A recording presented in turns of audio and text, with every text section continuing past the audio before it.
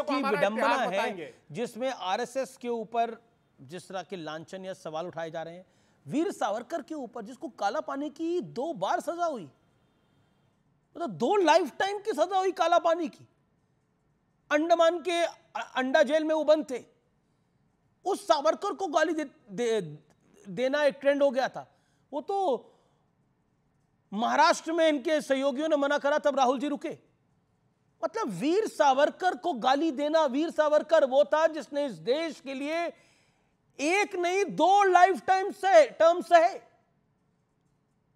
और कोई नेता बता दीजिए इतिहास के अंदर, मैं किसी नेता का नाम नहीं लेता, कोई नेता बता दीजिए जो अंडा आकार की जेल में रहता हो। नैनी जेल में पंडित नेहरू जरूर रहे, लेकिन उनके पास कई सारी सुविधाएं थी वहां पर, लेकिन अंडा आकार की जेल में रहते थे, खाने को कुछ नहीं मिलता था। वीर सावरकर को गाली, आरएसएस को गाली, और बिना जाने बिना समझे, बिना पढ़े बिना लिखे। मैं कंचना यादव का रुख करता हूं। कंचना यादव, लालू जी भी जेल गए इमरजेंसी के दौरान, तब आरएसएस ही जानकारी का आदान प्रदान करता था। आज उसी आरएसएस को जब कटघरे में खड़ा करा जाता है तो आरजेडी भी साथ होती है। कारण क्या है? मोदी से विरोध, बीजेपी से विरोध, या आरएसएस का विरोध? कंचना यादव। देखिए अमीर जी, पहले जिसके वीर सावरकर का आप कसीदे पढ़ रहे थे, हम उसको वीर मानते ही नहीं। वीर इसलिए नहीं मानते क्योंकि हम उन्हें माफी वीर मानते हैं। और जो आप जेल जेल कह रहे हैं ना, वहां पर माफी पत्र लिखकर वो बाहर निकले थे, तो हमारे सामने उन्हें वीर तो कतई मत बनाइए, क्योंकि हमारे लिए वो माफी वीर है। नहीं, ये बात बिल्कुल महाराष्ट्र में जाके बोलिए आप लोग, महाराष्ट्र में जाके निरंतर बोलिए, शरदराव पवार के सामने, उद्धव ठाकरे के सामने बोलिए, ये सब बोलिए कि माफी वीर थे वीर सावरकर। तीखे देने आते हैं, जवाब भी हमें तीखे देने आते हैं, लेकिन आप दूसरा सवाल का जवाब सुनिए। जब आप कसीदे पढ़ रहे हैं, जब आप आरएसएस की इतनी अच्छाइयां बता रहे हैं, मैं कसीदे नहीं पढ़ रहा, मैं कसीदे नहीं पढ़ रहा, मैं फैक्ट बोल रहा हूं मैडम। एक सेकंड, आपकी टर्न है, बोलिए, आपकी टर्न है, बोलिए। अमीर जी एक सेकंड, जब आप कह रहे हैं कि जनता दल की सरकार बनवाई, राहुल गांधी को माफी वीर नहीं मानती हैं, एक्सेप्ट कर रहे हैं कि आरएसएस एक पॉलिटिकल ऑर्गेनाइजेशन है, कोई आईएएस आईपीएस जो स्वतंत्र होकर, जो संविधान के आधार पर काम करता है, वो एक पॉलिटिकल ऑर्गेनाइजेशन का मेंबर साथ में कैसे हो सकता है?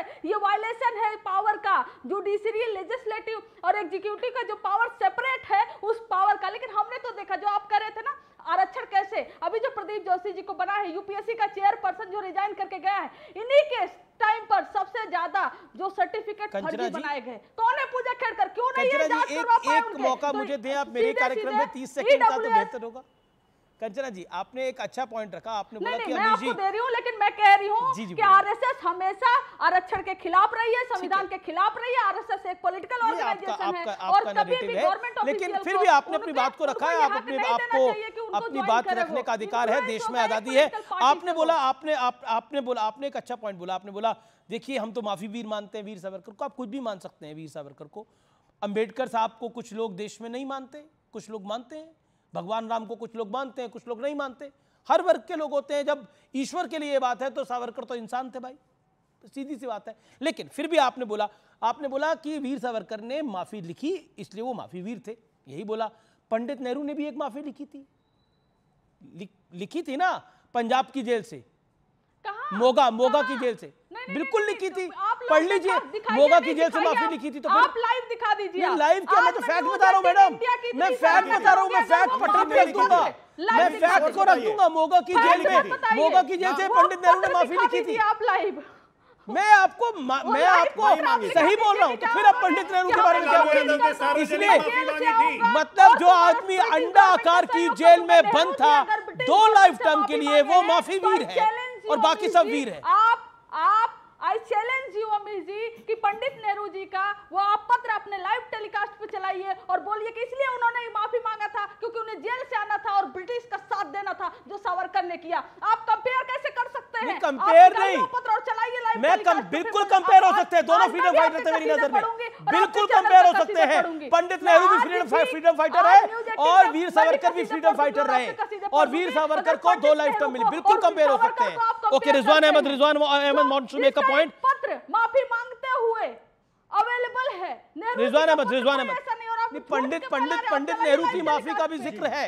ओके रिजवान अहमद, आप चलाइए लाइव टेलीकास्ट। बिल्कुल चला देता हूं मैडम। अभी बहन ने ये बोला, अभी बहन ने ये बोला और बड़ी मजबूती से बोला कि हमें दिखाइए कि कहां नेहरू जी ने माफी मांगी है।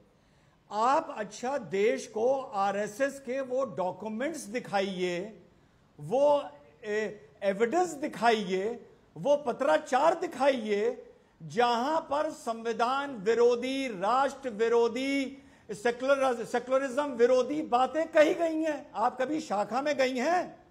या तो आप ये कहिए कि मैं आरएसएस की प्रचारक की शाखाओं में जाती थी, मैंने अपनी आंख से वहां पर ये सब देखा और मैं उनको छोड़ के अब आई हूं। आप गई हैं किसी शाखा में? गई हैं? आप गई हैं? आपको मुबारक हो, आपको मुबारक हो वहां पर आरएसएस की शाखा में, बस आरक्षण बस विरोधी, बस जहां बस संविधान बस विरोधी, बस मुझे पता था मुबारक हो। विरोधी तो बातें चलती इसका हो, ऐसा मतलब समाज ये आपको है मुबारक हो। कि जो आप देश में जब नफरत शाखा फैलाने में वाली गई नहीं ऑर्गेनाइजेशन है, आपको मुबारक आप हो। नागपुर गई नहीं है, देश में आपको नफरत- अनुभव नहीं है, तो आप कैसे बैठ के बोल सकती हैं कि आरएसएस देश विरोधी है या राष्ट्र विरोधी है? कैसे बोल सकती हैं आप? क्यों नहीं आप समाज को सुधार दिए होते? क्यों समाज रिग्रेसिव मोड में जा रहा है? अगर आपको इतना अनुभव है तो आप ठेकेदारी लीजिए कि समाज प्रोग्रेसिव वे में जाए। आप क्यों समाज आज रिग्रेसिव वे में जा रहा है? हाँ, एक मिनट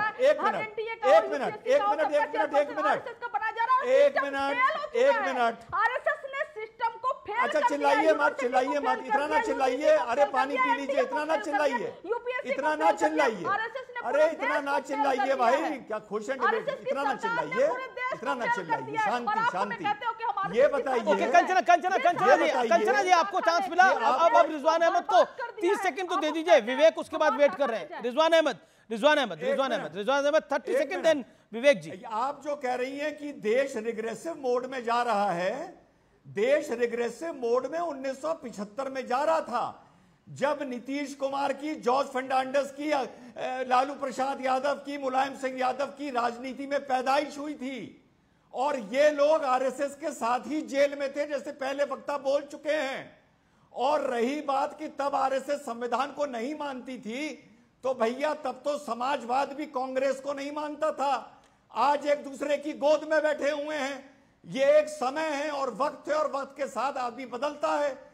कल नहीं मानते थे, आज मानने लगे। क्या प्रॉब्लम है आपको इसमें? ओके, विवेक श्रीवास्तव अपनी टर्न का इंतजार कर रहे हैं।